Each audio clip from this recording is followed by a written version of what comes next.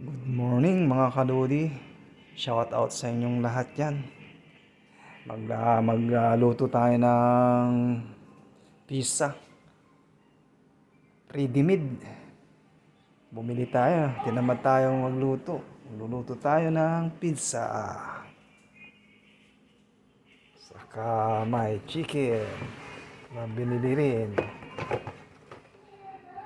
sa Walmart. Tinamad na tayong magluto at gumawa, kaya lagay na lang natin sa microwave ang ating pizza. Cheese pizza saka chicken. Yan, diet tayo ng konti magla-lunch lunch tayo.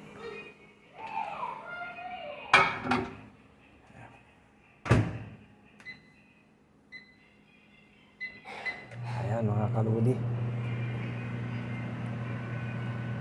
ang ating lunch natin. Naman tayo, bumili na lang tayo ng ready-made pizza. Cheese pizza. Okay, bye-bye mga kaludi.